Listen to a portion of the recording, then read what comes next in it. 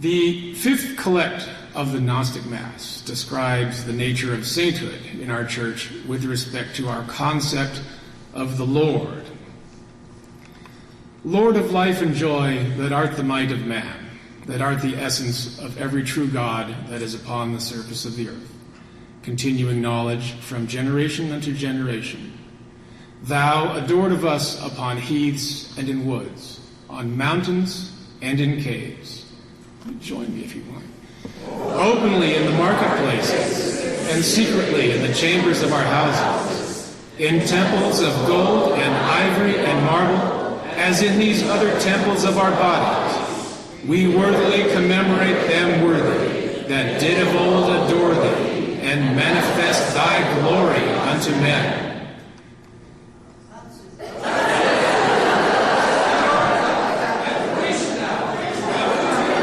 My brothers and sisters, you are, in various stages of manifestation, these true gods upon the surface of the earth. Deus est homo. There is no God but man. It is our shared and individual essence, continuing knowledge from generation unto generation, that is that secret and most holy Lord of life and joy, adored by us and our saints, our Lord and ourselves, whose name is Mystery of Mystery. Understanding this is the true basis of the law and the true foundation of all human rights.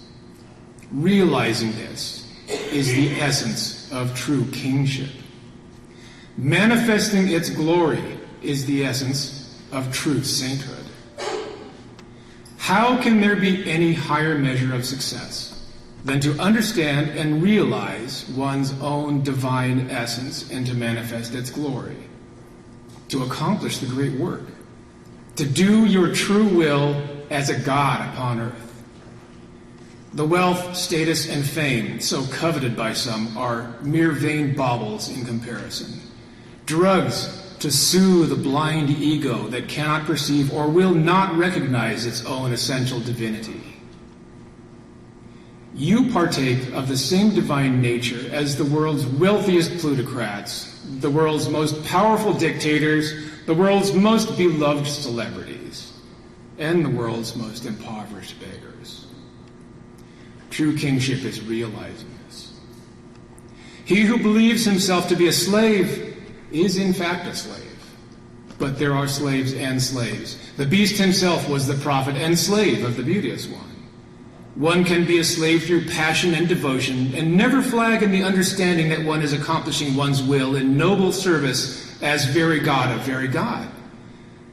But the slave who serves unwillingly, with resentment in his heart, has turned his back on his own divine nature, his own true will.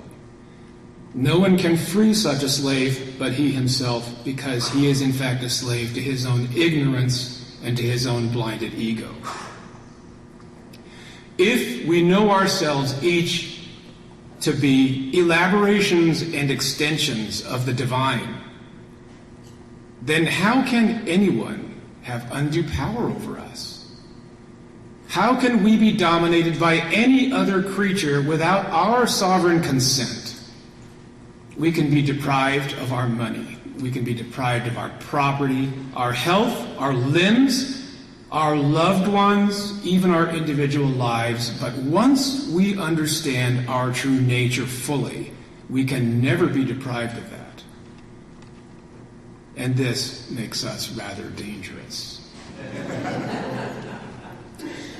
There have always been and will always be a class of slaves who will vainly attempt to palliate their myopic egos by amassing and wallowing in greater and greater pigsties of material ostentation, who will seek to profit in their own pathetic way by sowing ignorance and superstition and fear and confusion and guilt and shame among the people, struggling to hide from them the truth of their divine nature.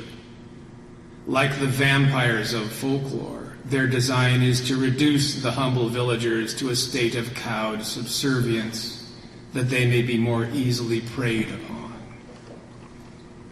They thrive on the lifeblood of a populace that has been conditioned by deceit and threat to labor and kill for their betters in exchange for toys, spectacle, transient pleasures, and false honor.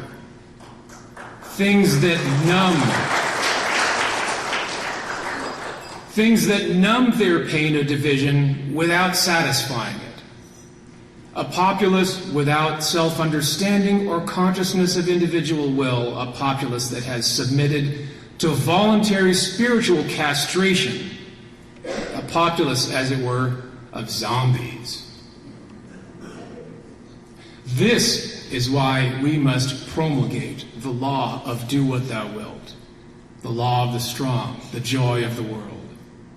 This is why we must manifest the glory of the Lord, by learning and teaching, by reading and writing and speaking, by painting, drawing, carving and molding, by song, by dance, by building, and by steadfast resistance, with ecstasy and passion and strength, individually and with our arms linked in fraternity. Several weeks ago, Second Mott Lodge in Portland was subjected to an attack by an arsonist. We do not know yet the arsonist's motivation, but we do know that you, brothers and sisters, came to the lodge's aid, donating over $2,000, sufficient funds to cover all the repairs in one day after the lodge put out a request for assistance.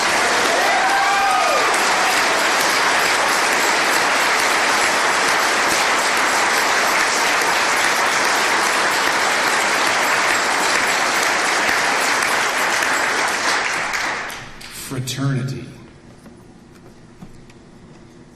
We are attracting attention, brothers and sisters.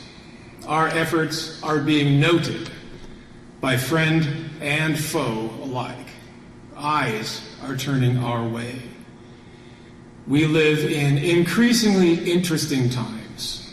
Prepare yourselves. Understand, realize, and manifest thy glory.